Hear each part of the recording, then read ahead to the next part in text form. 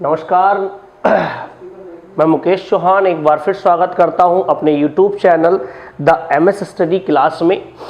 और आप इस द MS स्टडी क्लास से मैथमेटिक्स और जीएस पढ़ रहे थे। अभी जीएस की कुछ क्लासेज जो हैं इंटरप्ट हो गई हैं, जीएस की क्लासेस आपको नहीं मिल रही हैं। मैंने आपको एक वीडियो में बताया भी था कि जीएस वाले जो सर हैं, जो शक्ति यादव जी हैं, जो आपको ज्योग्राफी पढ़ा रहे थे, उनका जो है 2018 पीसीएस मेंस हुआ है। तो उस मेंस का जो इंटरव्यू है 22 उनका जुलाई में इंटरव्यू पड़ा हुआ है। तो इसलिए वे अपने इंटरव्यू की तैयारी में थोड़े व्यस्त हैं। इस वजह से हम जो है आपको जीएस की क्लास देने में थोड़े से सक्षम नहीं है, ठीक है। तो उसके बाद जब उनका इंटरव्यू हो जाएगा तो आफ्टर इंटरव्यू आपकी जो क्लासेस हैं वो वैसे ही चलती रहेंगी, ठीक है। देखिए क्या होता है कि अभी लॉकडाउन है, लॉकडाउन में सारे लोग एक साथ नहीं मिल पा रहे हैं, ठीक है ना, सारे लोग इकट्ठे नहीं हो पा रहे हैं, जिससे कि हमारे सामने एक प्रॉब्लम्स आ रही है कि हम आपको सारी चीज़ें प्रोवाइड नहीं करा रहे हैं, सारी पीडीएफ्स प्रोवाइड नहीं करा रहे हैं, यानी कि टेक्निकल कुछ चीज़ें हैं वो आपको प्रोवाइड नहीं करा पा रहे हैं, या फिर सारे सब्जेक्ट के टीचर अवेलेबल नहीं करा पा रहे हैं, क्योंकि सारे टीचर्स अपनी अपनी जगह चले गए हैं, लॉकडाउन में घर चले गए हैं, सारे एक जगह गैदर नहीं है।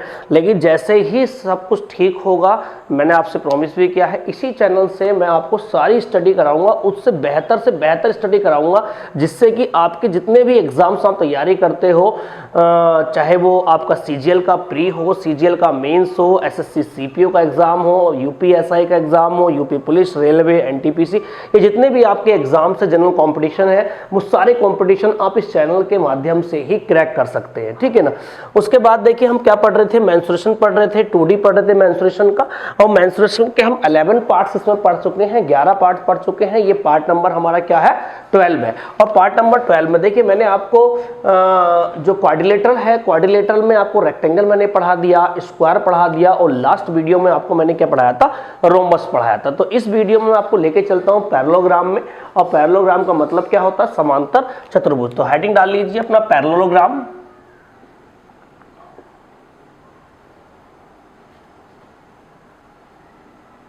पैरेललोग्राम यानी कि समांतर चतुर्भुज, ठीक है। अब देखिए समांतर चतुर्भुज क्या है। समांतर चतुर्भुज जो है आपकी एक आयत की जो आकृति है उसी तरह होता है, लेकिन आयत की आकृति में, जैसे मैंने आपको बताया था वर्ग में और समचतुर्भुज में एक अंतर बताया था कि वर्ग के जो वर्टेक्स एंगल होते हैं, यानी कि उसके जो शीर्ष कोण होते हैं स्क्वायर के, वो 90 डिग्री पर स्टैंड होते हैं। लेकिन अगर हम बात करते थे किसकी, समचतुर्भुज की, तो समचतुर्भुज क्या होता, थोड़ा तिरछा होता था। तिरछा होने का मतलब है उसके जो एंगल है, वर्टेक्स एंगल है, ना तो वो 90 डिग्री है, ना ही 90 डिग्री से मतलब 90 डिग्री से या तो ज्यादा है, 90 डिग्री से कम है, यानी कि उसके वर्टेक्स एंगल हमारे 90 डिग्री नहीं थे, ठीक है। तो ऐसे ही इसमें ये आयताकार आकृति टाइप की होगी, लेकिन आयताकार आकृति ये क्या होगी, थोड़ी सी टेढ़ी होगी, थोड़ी सी झुकी हुई होगी। कैसे होगी, तिरछी होगी। ये आप इसको समझिएगा। देखिए ये एक आकृति है, मैं आपको समझाने की कोशिश करूंगा अच्छे से। ये आपकी आकृति है, देखिएगा।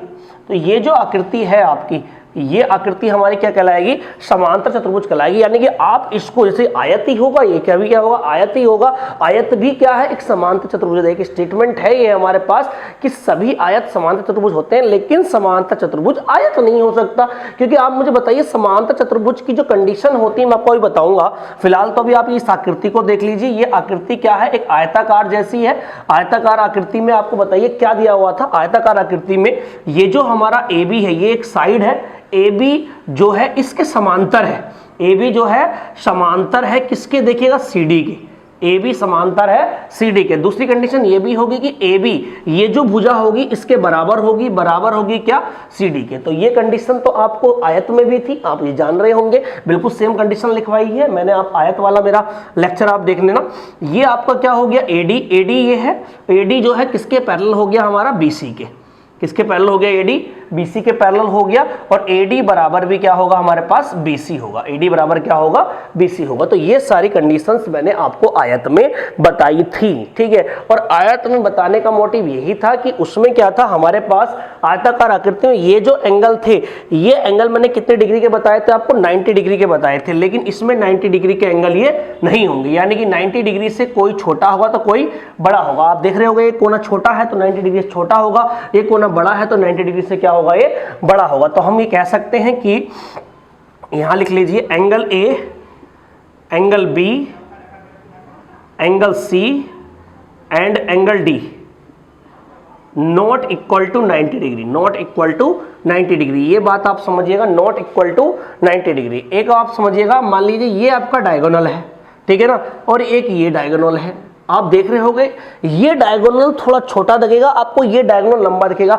क्योंकि ये आकृति जितनी तिरछी होती चली जाएगी, आप समझिएगा ये आकृति जितनी तिरछी हो जाएगी ये लाइन उतनी ही बड़ी होगी और ये लाइन सिकुड़ जाएगी, यानी कि थोड़ी छोटी हो जाएगी। तो हम ये कह सकते हैं इसकी जो डायगोनल है, विकर्ण है, डायगोनल है, डायगोनल कौन कौन से हो गए हमारे इसमें, विकर्ण जो हो गए आपके, आप लिख लीजिए हिंदी में भी, विकर्ण जो हो गए हैं, विकर्ण AC जो है किसके, BD के बराबर नहीं है, AC BD के बराबर नहीं है, आप इस बात को समझिएगा, AC BD के बराबर नहीं है। अब ये हमारे पास क्या होगी, देखो ये O है, ये O तो बिल्कुल मिड पॉइंट ही है, O जो है, O is the mid point, O is the mid point of diagonal AC and BD, यानी कि ये तो क्या है, मध्य बिंदु है। मध्य बिंदु का मतलब मैंने आपको बताया था कि ये जो है आपका कितने डिग्री पर, मतलब मध्य बिंदु का मतलब ये है कि अगर ये AC हमारी 10 सेंटीमीटर है तो आधी कितनी हो जाएगी, ये 5 हो जाएगी। अगर ये BD हमारे पास 10 सेंटीमीटर तो ये भी आधी होकर कितनी हो जाएगी, 5 सेंटीमीटर की हो जाएगी, ठीक है। इसके बाद ये जो आपके एंगल है, ये जो एंगल है, ये एंगल, ये आपको ध्यान देना अच्छे से, ये एंगल जो है ये हमारे एंगल यानी कि इंटरसेक्टर जो एंगल है वो 90 डिग्री से या तो छोटे होते हैं या हमारे बराबर होते हैं। तो हम ये कह सकते हैं कि ये जो एंगल जितने भी हैं वो 90 डिग्री के नॉट इक्वल है, यानी कि बराबर नहीं है। तो आप कितनी बात यहां से सीख गए हैं, आप समझिएगा। पहले क्या क्या मैंने बताया है कि ये जो वर्टेक्स एंगल है ये 90 डिग्री के बराबर नहीं है, इंटरसेक्ट यानी कि प्रतिच्छेद जो करते हैं विकर्णों को, जो इंटरसेक्ट एंगल है वो भी 90 डिग्री के बराबर नहीं है। उसके बाद हमारी आमने सामने की भुजाएं समांतर और बराबर है। आमने सामने की भुजाएं क्या है हमारी, समांतर भी हैं और बराबर भी हैं। लेकिन ये जो O इंटरसेक्टर पॉइंट है, O क्या है, एक ऐसा इंटरसेक्टर पॉइंट यानी कि ऐसा प्रतिच्छेदित बिंदु जो हमारा O क्या है, मिड पॉइंट है, मध्य बिंदु है। किसका मध्य बिंदु है, विकर्ण का मध्य बिंदु है। दूसरी बात मैंने बताई थी कि आपके जो विकर्ण है, ये हमारे डायगोनल है, ये हमारे बराबर इसमें नहीं होते। आपने देखा होगा आयत में डायगोनल क्या होते हैं, बराबर होते हैं, ठीक है ना। लेकिन यहाँ पर डायगोनल आयत में बराबर होते हैं, लेकिन समांतर चतुर्भुज में कभी भी बराबर नहीं होते। तो ये तो इसकी पूरी डेफिनेशन हो गई, यानी कि इस डेफिनेशन को आप समझ जाओगे तो आपको समांतर चतुर्भुज की आकृति समझ आ जाएगी कि क्या समांतर चतुर्भुज होता है और क्या हमारा आयत होता। आयत अगर ये होता, देखिए मैं आयत के बारे में भी आपको थोड़ा सा डिफाइन कर देता हूं। ये अगर रेक्टेंगल है, मान लीजिए ये रेक्टेंगल है, रेक्टेंगल यानी कि आयत, आप देखोगे क्या क्या डिसिमिलरिटी है। मैंने आपको बताया था ये जो इसका विकर्ण है, अगर ये दो विकर्ण है तो ये दो विकर्ण मान लीजिए ABCD है, तो हमारा जो विकर्ण है AC बराबर है किसके, BD के, बराबर है BD के। लेकिन यहाँ AC विकर्ण बराबर नहीं है, यानी कि इसमें विकर्ण बराबर नहीं होते, लेकिन आयत में विकर्ण बराबर होते हैं। दूसरी मैंने बताया था कि ये जितने भी एंगल है इसके, ये जितने भी एंगल है कितने डिग्री पर होते हैं, ये सारे एंगल हमारे 90 डिग्री पर होते हैं, लेकिन इसके ये एंगल 90 डिग्री पर नहीं होते हैं, ठीक है। ये दो बात की आपको डिसिमिलरिटी है, इसके अलावा सब कुछ सिमिलरिटी है। सिमिलरिटी का मतलब है ये एंगल भी हमारे 90 डिग्री नहीं होते, theta not equal to 90 degree बिल्कुल सेम है इसमें, ठीक है। आमने सामने की भुजाएं बराबर होती हैं, बिल्कुल बराबर होती हैं। आमने सामने की भुजाएं समांतर भी होती हैं, इसमें भी समांतर होती हैं। तो दो ही डिसिमिलरिटी है, यानी कि दो ही इनमें अंतर है कि हम कैसे पहचानेंगे कि ये हमारा आयत है या ये हमारा समांतर चतुर्भुज है। आयत जो होगा उसमें आमने सामने की भुजाएं समांतर और बराबर होंगी, और समान चतुर्भुज में भी आमने सामने की भुजाएं समांतर और बराबर होंगी। लेकिन अंतर क्या है, यानी कि जो इस बात को साबित करता है कि ये आयत है और ये हमारा क्या है, समांतर चतुर्भुज है। सिर्फ अंतर इस बात का है इसमें, एक तो ये जो आपके विकर्ण है यानी कि डायगोनल है, इसमें डायगोनल बराबर होते हैं, इसमें डायगोनल बराबर नहीं होते, पहली बात आपको याद रखनी है। दूसरा जो अंतर मैंने आपको बताया है इसमें, दूसरा अंतर है इसके जो आप वर्टेक्स एंगल देख रहे हो, यानी कि जो शीर्ष कोण देख रहे हो, वो हमारे शीर्ष कोण आयत में तो 90 डिग्री होते हैं, लेकिन समांतर चतुर्भुज में 90 डिग्री नहीं होते हैं। तो इसीलिए कहा गया है कि ये समांतर चतुर्भुज हो सकता है, लेकिन कभी ये आयत नहीं हो सकता। तो ये बात आपको याद रखनी पड़ेगी। इसके बाद हम नेक्स्ट चलते हैं, देखिए इसके कुछ हम फॉर्मूलों पर चलते हैं कि कैसे हम इसका एरिया फाइंड आउट करेंगे, कैसे कैसे तरीकों से हम एरिया इसका निकालते हैं, उनको आप देख लीजिएगा सही से, ठीक है, और समझिएगा। थोड़ा मिटा देता हूं मैं इसको पहले, ठीक है। ये हमारा क्या है, एक समांतर चतुर्भुज है ABCD, समझने की कोशिश करना सारी बातों का। ये हमारा क्या है, एक समांतर चतुर्भुज है ABCD, ठीक है। तो देखिए आप क्षेत्रफल अगर इसका बताएंगे, सबसे पहले क्षेत्रफल इसका बताएंगे। क्षेत्रफल बराबर होता है base multiply height, base multiply height, यानी कि ये तो इसका बेस हो गया, क्या हो गया, ये इसका बेस, और हाइट आप देखोगे तो आपको हाइट यहां से परपेंडिकुलर डालना पड़ेगा, और ये क्या होगी, इसकी हाइट होगी।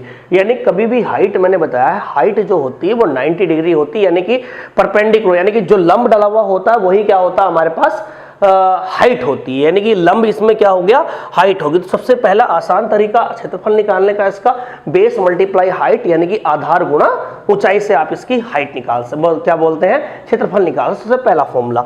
उसके बाद आप देखिएगा, मान लीजिए कभी आपको ये साइड बी दे रखी है, मान लीजिए ये साइड हमने बी दे रखी है, ये साइड हमने ए ले ली, ये साइड क्या ले ली हमने, ए ले ली, तो आप मुझे बताइए ये भी तो बी होगी और ये भी ए होगी, आप समझ पा रहे होंगे, अरे ये भी ए होगी और ये भी ए, ये बी तो ये भी बी होगी।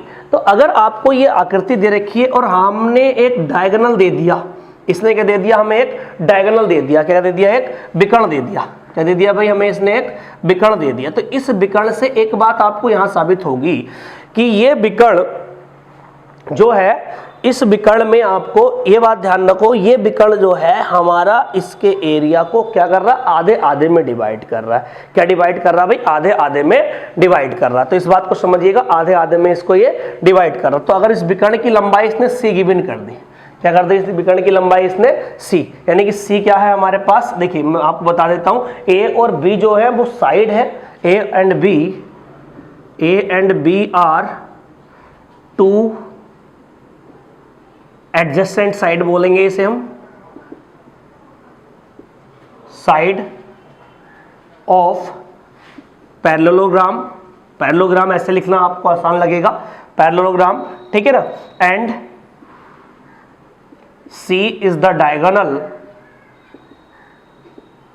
C is the diagonal, C क्या है, इसमें एक विकर्ण है। इतनी बात समझ में आ गई। अगर आपको ये दोनों साइड गिवन हो और आपको ये C गिवन हो, कैसे इसका एरिया निकालेंगे, सबसे पहले आप मुझे बताइए, अगर मैं ये कह दूं कि त्रिभुज, ये त्रिभुज निकाल लीजिए ABC, अगर त्रिभुज ABC का क्षेत्रफल मुझे निकालना हो तो आप क्या कहोगे, इसका क्षेत्रफल निकालने के लिए आप कहोगे sir under S minus A, S minus B and S minus C से हम इसका एरिया निकाल सकते हैं। आप मुझे बताइए क्या त्रिभुज ABC का एरिया आप कैसे निकाल सकते हैं, under root S minus A, S minus B, S minus C से आपने एरिया निकाल लिया। यानी कि आपको अगर B दिया हुआ हो, आपको A दिया हुआ हो, आपको C दिया हुआ हो, तो आप क्या है, इसका एरिया निकाल पाओगे। यानी कि त्रिभुज ABC का क्षेत्रफल बराबर under root S minus A, S minus B, S minus C से आपने इसका एरिया निकाल लिया। इतनी बात समझ में आ गई। लेकिन ये एरिया तो अभी सिर्फ इस ट्राइंगल का है, यानी कि इस ट्राइंगल का दुगना अगर आप करोगे तो इस चतुर्भुज का क्षेत्रफल निकलेगा।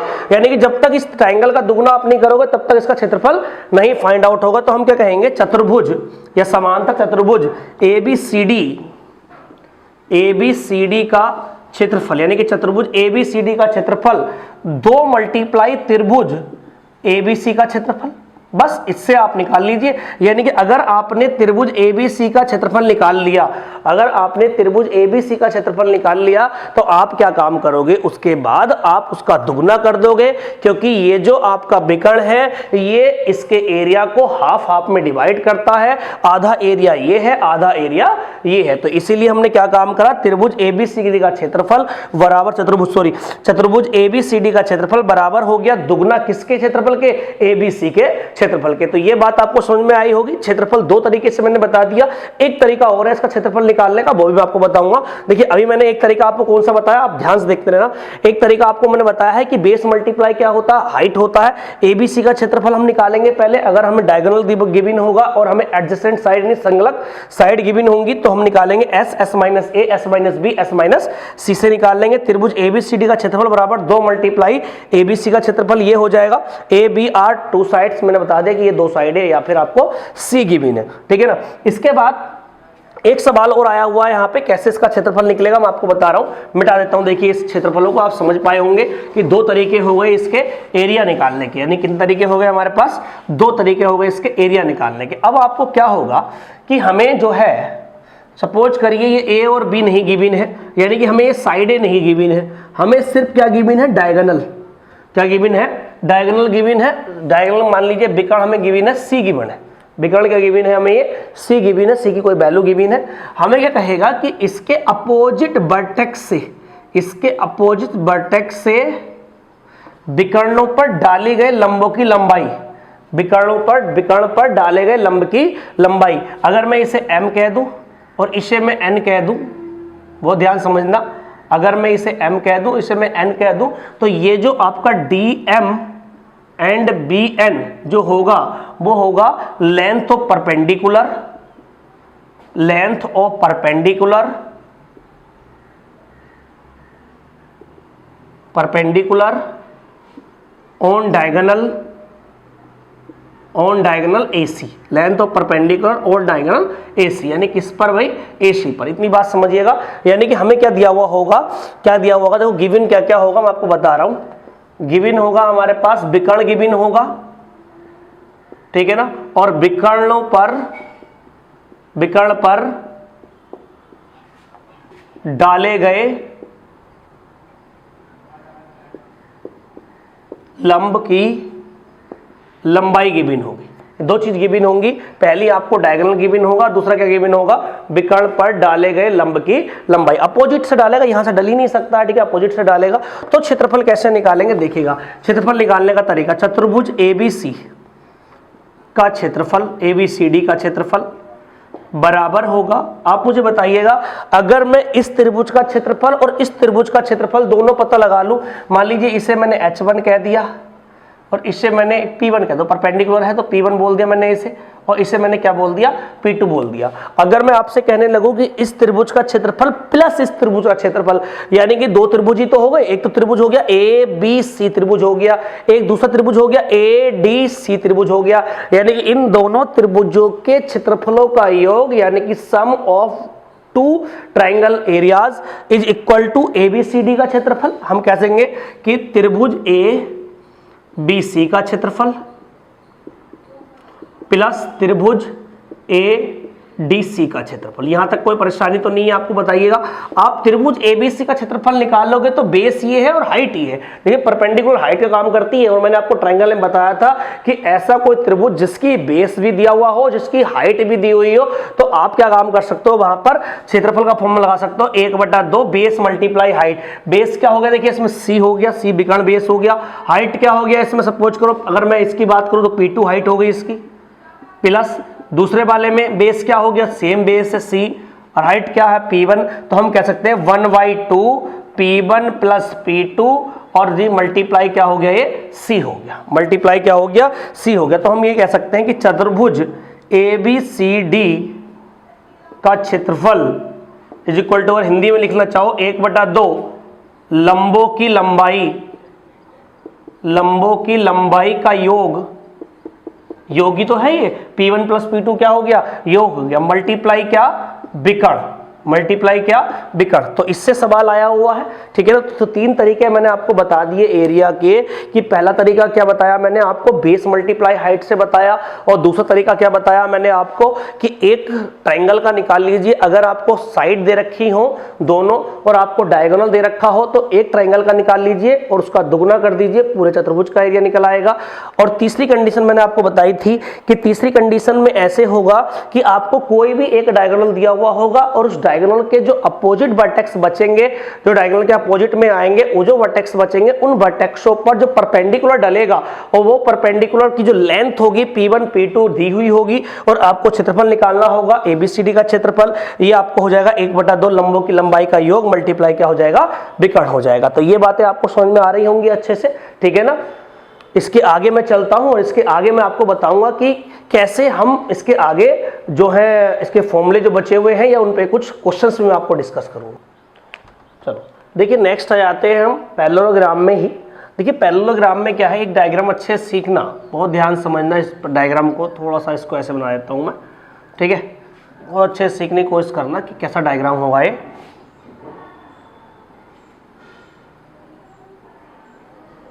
ये आपका कोई पैरेललोग्राम है, ठीक है। मान लीजिए आपस में समांतर ही हैं ये ए बी सी डी, ये कोई पैरेललोग्राम है हमारा, ठीक है। अब इस पैरेललोग्राम में आप देखना, देखिए आयत की तरह होता है, चारों भुजाएं बराबर तो होती नहीं है, आमने सामने की भुजाएं बराबर होती हैं, तो इसका मतलब ये होगा कि दो भुजाएं इसकी कोई सी बड़ी होंगी और दो भुजाएं कोई सी छोटी होंगी। तो आप यहां समझना कि ये दो भुजाएं छोटी हैं और ये दो भुजाएं क्या हैं, बड़ी हैं। ये दो भुजाएं बड़ी हैं और ये दो भुजाएं छोटी हैं। तो अगर मैं इस छोटी यानी कि इन बड़ी भुजाओं के बीच, इन बड़ी भुजाओं के बीच समझने की कोशिश करना है, इन बड़ी भुजाओं के बीच एक परपेंडिकुलर डालता हूं, एक परपेंडिकुलर डालता हूं, या इन दो छोटी भुजाओं के बीच एक परपेंडिकुलर डालता हूं, इन दो छोटी भुजाओं के बीच एक परपेंडिकुलर डालता हूं, तो देखिएगा छोटी भुजाओं के बीच परपेंडिकुलर तो बड़ा आएगा और बड़ी भुजाओं के बीच परपेंडिकुलर क्या आएगा, छोटा आएगा। इस बात को आप अच्छे से समझिएगा कैसे, यानी कि ये तो हमारा हो गया H1 और ये हो गया हमारा सपोज करिए H2। अगर ये साइड हमारी सपोज करो A1 है और ये साइड हमारी क्या है, A2 है, ये साइड हमारी A1 है, ये साइड हमारी A2 है। तो यहां से एक रिजल्ट निकल के आता है। पहली बात तो आप इतनी बात समझिएगा, कभी भी अगर आप ट्रायंगल भी आप देख रहे हो, सपोज करिए ये ट्रायंगल है और ये सबसे बड़ी भुजा मान लीजिए 20 है, ये 35 है और ये 25 है और ये सबसे बड़ी भुजा है। बड़ी भुजा पर जो परपेंडिकुलर होगा वो सबसे छोटा होगा और छोटी भुजा पर परपेंडिकुलर जो होगा वो सबसे बड़ा होगा, यानी कि छोटी भुजा पर परपेंडिकुलर सबसे बड़ा होता, सवाल आया हुआ भी है, और बड़ी भुजा पर परपेंडिकुलर जो होता सबसे छोटा होता। तो ऐसे ही इन दो छोटी भुजाओं के बीच जो परपेंडिकुलर है वो तो है हमारा बड़ा, छोटी भुजाओं के बीच, और बड़ी भुजाओं के बीच क्या परपेंडिकुलर हमारा छोटा है, यानी कि इनवर्स होता है। समझो कि इनवर्सली प्रोपोर्शनेट है, यानी कि इनवर्स है इसका। कैसे है इनवर्स, देखिएगा अगर मैं अभी यहां से क्षेत्रफल निकालूं, क्षेत्रफल मैंने बताया था कि किसी भी पैरेललोग्राम का क्षेत्रफल डिपेंड करता बेस और हाइट पर। अगर इसका बेस A1 है तो हाइट क्या है, इधर H1 है। अगर इधर बेस हमारा A2 है तो हाइट क्या है, इधर H2 है। तो हम ये कह सकते हैं A1 मल्टीप्लाई H1 बराबर होगा A2 मल्टीप्लाई H2, क्योंकि क्षेत्रफल तो बराबर ही होगा। चाहे आप इसे बेस हाइट मान के क्षेत्रफल निकाल लो, चाहे आप इसे बेस हाइट मान के क्षेत्रफल निकाल लो। तो आप मुझे बताइए, क्या मैं आपको H1 अपॉन H2 में निकालूं तो क्या A2 अपॉन A1 होगा या नहीं होगा, यानी कि उल्टा हो जाएगा, नहीं हो जाएगा। यानी कि जो रेशो साइड का होगा उसका उल्टा रेशो उनके परपेंडिकुलर्स का होगा, जो रेशो साइड का होगा उसका उल्टा रेशो उनके परपेंडिकुलर का होगा। जैसे कि मैं आपको बता दूं, बहुत ध्यान समझिएगा, अगर मैं ये 20 सेंटीमीटर लिख देता हूं, समझिएगा ध्यान से, और ये 25 सेंटीमीटर लिख देता हूं, क्या लिख देता हूं, 25 सेंटीमीटर लिख देता हूं, तो आप यहां से कहोगे कि A1 का मतलब क्या हो गया, 20 मल्टीप्लाई H1 बराबर A2 कितना है हमारे पास 25 और मल्टीप्लाई H2। तो यहां से होगा हमारा H1 अपॉन H2 बराबर 25 अपॉन कितना हो गया 20, 5 अनुपात कितना हो गया 4, 5 अनुपात कितना आ गया, ये 4 आ गया, कितना आ गया 5 अनुपात 4 आ गया। लेकिन अगर आप यहां से A1 अनुपात A2 निकालो, A1 अनुपात A2 निकालो तो A1 कितना है 20 और A2 कितना 25, तो यहां से कितना देखिए 4 अनुपात 5। मैं यही तो समझाना चाह रहा हूं कि A1 A2 का जो रेशो होगा उसका इनवर्स रेशो किसका होगा, H1 और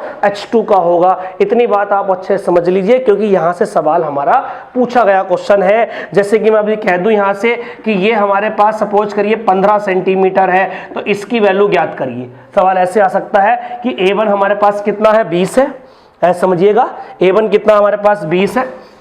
देखिए ध्यान से देखिए, A1 हमारे पास कितना है, हमारे पास 20 है, और H1 कितना हमारे पास 15 है, और H2 हमें निकालना है। तो हम यहां से निकालेंगे कि A1 मल्टीप्लाई H1, देखिएगा यहां पर A1 मल्टीप्लाई H1 बराबर होगा A2 मल्टीप्लाई H2, सही है। तो A1 की वैल्यू बताइए कितनी है 20, H1 की वैल्यू कितनी है यहाँ पर 15, A2 की वैल्यू कितनी है 25, और इसकी वैल्यू कितनी H2 हमें निकालना ही है। 5 पंजे 25 और 5 तिया 15, और यहां से हम करेंगे तो 5 चौक 20, 4 तिया 12, यानी कि H2 की वैल्यू जो आ गई वो कितनी आ गई 12 सेंटीमीटर। यही क्या हो गया हमारा आंसर हो गया। तो इस बात का ध्यान रखना है, दो छोटी भुजाओं के बीच परपेंडिकुलर बड़ा होता है और दो बड़ी भुजाओं के बीच परपेंडिकुलर छोटा होता है। देखिए इस पे क्वेश्चन में डिस्कस कर लेता हूं, आप उस क्वेश्चन से सारी बात सीख जाओगे कि हमारे पास कैसे रेशो इनका A1 का A2 का उल्टा होता है H1 और H2 में जो रिलेशन होता है। देखिएगा एक क्वेश्चन मैं आपको करा देता हूं, समझिएगा बहुत ध्यान से, ठीक है।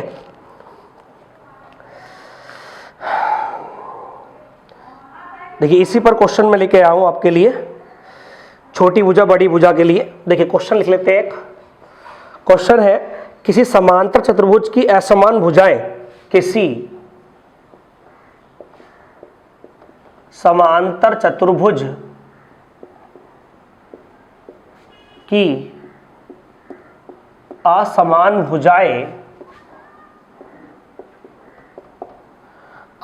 भुजाएं 15 सेंटीमीटर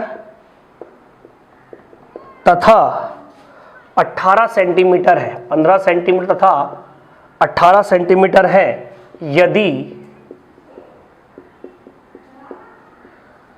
छोटी भुजाओं, ध्यान रखना, छोटी भुजाओं के बीच की दूरी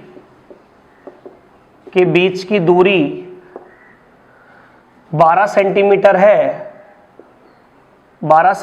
है, तो बड़ी भुजाओं के बीच की दूरी ज्ञात करो। ये सवाल है हमारे पास, दूरी ज्ञात करो। एक क्वेश्चन समझने की कोशिश करना है, ज़्यादा टफ क्वेश्चन नहीं है, आसान क्वेश्चन में लेके आया हूं, इसलिए आपको देखिएगा बहुत ध्यान से। आप इस क्वेश्चन को डायग्राम बना के करो तो डायग्राम बना के भी कर सकते हो, बिना डायग्राम में करना चाहो तो बिना डायग्राम के भी कर सकते हो। मैं डायग्राम बना के मैं आपको दिखा देता हूँ, ठीक है ना। ये मान लीजिए आपका डायग्राम बन गया, सही है। अब मुझे बताइएगा कि क्या कहते हैं कि 15 सेंटीमीटर 18 सेंटीमीटर, तो 18 तो ये होगी बड़ी वाली और 15 ये छोटी वाली होगी, तो ये भी तो 18 होगी और ये भी क्या होगी, 15 होगी। मान लीजिए ABCD मैंने लिख दिया। क्लियर है बात यहां तक। वो कह रहा है कि यदि छोटी भुजाओं के बीच की दूरी, छोटी भुजा तो ये वाली है, इनके बीच की दूरी, यानी कि ये बीच की दूरी का मतलब परपेंडिकुलर डालोगे तो बीच की दूरी पता चलेगी। और परपेंडिकुलर ये दूरी कितनी है हमारे पास, 12 सेंटीमीटर है, यानी कितनी है ये 12 सेंटीमीटर। कहा है बड़ी भुजाओं के बीच की दूरी, तो बड़ी भुजाओं की दूरी होगी, ये परपेंडिकुलर होगा। इसे मैंने H1 मान लिया, इसे मैंने सपोज करो H2 मान लिया। H2 में दिया हुआ है, तो अगर मैं A1 मल्टीप्लाई H1 यानी 18 मल्टीप्लाई H1 बराबर में कह दूं H2 मल्टीप्लाई A2 यानी कि 15 मल्टीप्लाई कितनी हो गई है, 12 हो गई। कोई परेशानी तो नहीं है, आप बताइएगा, ठीक है। तो ये देख लीजिए यहां कितना हो गया हमारे पास, 3 6 18 और 6 दूनी 12, 3 पंजे 15, तो H1 की वैल्यू जो होगी हमारे पास कितनी हो गई, 10 सेंटीमीटर हो गई। कितनी होगी हमारे पास, 10 सेंटीमीटर होगी। यहां तक कोई परेशानी तो नहीं होगी, आपको बताइएगा, समझ में बात आ रही है, क्लियर है, कोई बात नहीं। इस बात का ध्यान रखना है कि अगर छोटी भुजाओं के बीच की दूरी तो H2 की बात कर रहा है, और बड़ी भुजाओं के बीच की दूरी है तो क्या बात कर रहा है वो, H1 की बात कर रहा है। तो अगर मैं यहां से देखिएगा A1 अनुपात A2 निकालूं तो आप कहोगे कि सर 18 अनुपात 15 होगा, तो 2 3 6 मतलब 3 6 18 और 3 पंजे 15 यहां तक हो सकता है, तो A1 A2 हुआ ना, तो ये क्या हुआ A1 A2। तो अगर मैं H1 H2 निकालूं, बहुत ध्यान समझना, तो 5 अनुपात 6 होगा।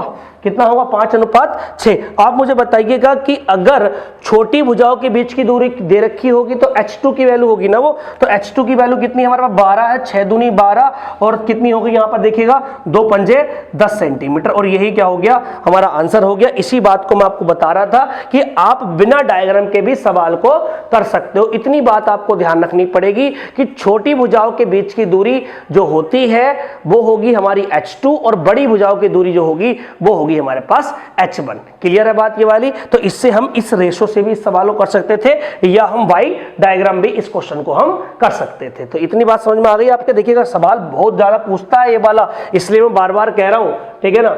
इसका मतलब ये भी होता है कि परपेंडिकुलर ऑन स्मॉलर साइड, ये परपेंडिकुलर ऑन स्मॉलर साइड है और ये परपेंडिकुलर ऑन लार्जेस्ट साइड है, ठीक है। बड़ी भुजा पर तुंगता बोलता है ये सवाल में, ठीक है ना। एसएससी ने क्वेश्चन दिया है, हिंदी मीनिंग दिया है इसका तुंगता। अगर आप इंग्लिश मीनिंग देखोगे तो परपेंडिकुलर ही लिखा हुआ आपको मिलेगा, ठीक है ना। तो आप लिख लेना चाहे H1 is equal to perpendicular on largest side यानी कि या लॉन्गर साइड, और यहां पर हम कह देंगे H2 जो होगा हमारे परपेंडिकुलर ऑन स्मॉलर साइड यानी कि छोटी वाली भुजा पर। ये बात समझ में आ गई होगी आपके। एक क्वेश्चन और डिस्कस करते हैं देखिए इस वीडियो में हम, जिससे कि आपको कुछ बातें समझ में और आ जाएंगी इस समांतर चतुर्भुज की। देखिए अभी मैं आपको बार बार कह रहा हूं, अभी सिर्फ मैं आपको सिर्फ इसका बेसिक बता रहा हूं। बेसिक का मतलब है कि सारे डायग्राम के बारे में समझा रहा हूं। सारे डायग्राम के बारे में जब तक आपको नॉलेज नहीं होगी तब तक आप आगे इसमें क्वेश्चंस बढ़ ही नहीं सकते, कर ही नहीं सकते। तो इसलिए आप थोड़ा पेशेंस रखिए। देखिए 2D क्या है, एक एडवांस पार्ट का पोर्शन है और एडवांस पार्ट के पोर्शन में थोड़ी दिक्कतें तो आपको महसूस होंगी ही, और उन दिक्कतों को सही करने के लिए या फिर सोल्व करने के लिए आपको थोड़ा सा एक्स्ट्रा मेहनत करनी पड़ेगी, एक्स्ट्रा टाइम देना पड़ेगा। सारे डायग्राम्स को अलग अलग तरीकों से अलग अलग नोट्स बना के समझना पड़ेगा, पढ़ना पड़ेगा। उसके बाद आपको इस 2D में निखार आएगा, और जब 2D आपके पूरी समझ में जाएगी, कितने भी क्वेश्चंस आप इस पे कर लोगे तब आपको कोई दिक्कतें महसूस नहीं होंगी। मैं उस तरह का टीचर नहीं हूं कि आपको क्या कर दूं कि सबसे स्टार्टिंग में सारे फॉर्मूले लिखवा दूं, समचतुर्भुज का समान चतुर्भुज, फिर क्वेश्चन स्टार्ट करा दूं। आपको समझ में नहीं आएगा कि कौन समांतर है, कौन समचतुर्भुज है, कौन वर्ग है, कौन पैरेललोग्राम है, आपको कुछ समझ में नहीं आएगा। तो अलग अलग डायग्राम की मैंने अलग अलग वीडियो शूट करना सोचा है, और अलग अलग वीडियो में 30 मिनट्स कम से कम वीडियोस को बनाता हूं, और उन 30 मिनट्स में आपको उस डायग्राम के बारे में या फिर उस शेप के बारे में 2D के अच्छे से बता पाता हूं। ठीक है ना, आप देखते भी होंगे। इससे पहले क्वेश्चन और कर लेते हैं। देखिएगा क्वेश्चन करते हैं किसी, तो इसलिए मैं आपको बताता हूं कि समझने के लिए अलग अलग पढ़ना पड़ेगा तुम्हें सारे डायग्राम, और अलग अलग पढ़ने के बाद में ही आपके सब कुछ बातें समझ में आएंगी। किसी समांतर चतुर्भुज की भुजाओं की लंबाई क्रमशः 15 सेंटीमीटर तथा 7 सेंटीमीटर है यदि एक विकर्ण की लंबाई 20 सेंटीमीटर हो तब समांतर चतुर्भुज का क्षेत्रफल ज्ञात करो। ये सवाल हमें दिया हुआ है, का क्षेत्रफल ज्ञात करो। ठीक है ना, अब समझिएगा। देखिए इसमें क्या दे रखा है कि आपको एडजेसेंट साइड दी हुई है और एक डायगोनल दिया हुआ है। मैंने आपको बता चुका हूं इसका भी कि कैसे हम इसका एरिया निकालेंगे। अब समझ लीजिए पहले तो मान लीजिए ये कोई पैरेललोग्राम आपका दिया हुआ है, ठीक है ना, और इस पैरेललोग्राम में ABCD में क्या क्या गिवन है आपको बता दें। आपको गिवन है ये 15 सेंटीमीटर गिवन है, ये हमारी कितनी गिवन है, 7 सेंटीमीटर गिवन है, और एक डायगोनल गिवन है आपको कितने सेंटीमीटर का, 20 सेंटीमीटर का। तो मैंने आपको पहले ही बताया था कि जब तक आप इसका एरिया नहीं निकालोगे, जब इसका एरिया निकाल लोगे तो इसका डबल कर देना और आपका एरिया आ जाएगा। तो सबसे पहले तो इस ट्रायंगल का एरिया निकालना है। तो इस ट्रायंगल का एरिया कैसे निकालेंगे हम बताइए। ये A साइड मान लीजिए, ये B मान लीजिए, और ये क्या मान लीजिए, C मान लीजिए। तो कैसे निकालेंगे हम, पहले हीरोइंस फॉर्मूले से निकालेंगे, √S S - A S - B S - C से। S की वैल्यू अगर हम देखेंगे तो कितनी हो जाएगी, देखिएगा 15 और 20 कितना हो गया हमारे पास, 35, 35 और 7 42, और 42 का आधा होता है S, A + B + C/2 बताया था। कितने सेंटीमीटर हो गए, 21 सेंटीमीटर। तो आप √S S - A S S - A S - B and S - C से आप इसके एरिया निकाल लीजिए। पहले तो S की वैल्यू कितनी है, 21 से मल्टीप्लाई S - A, किसी में से भी घटा दीजिए, मान लीजिए इसमें से घटाया मैंने S - A, तो कितना बचेगा, 21 में से 15 का कितना बचा, 6 बचा।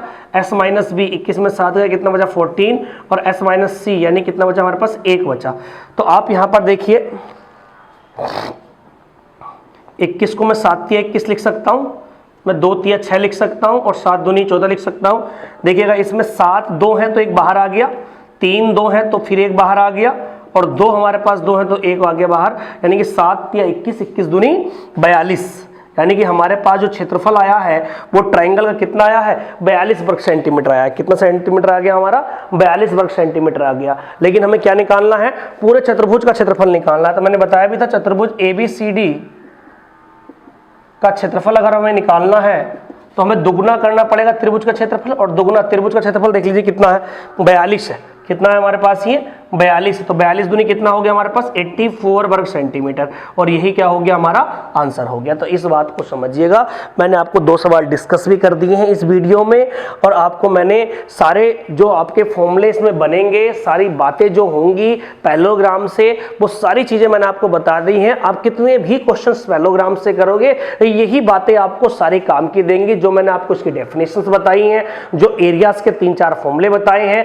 वही सारी चीजें काम आएंगी बार बार आपको। इसके अलावा आपको समांतर चतुर्भुज में कोई बात पढ़ने की जरूरत नहीं है, सवाल हाँ करने की जरूरत है। आप क्वेश्चन तो करोगे, प्रैक्टिस तो आपके करना है, ठीक है।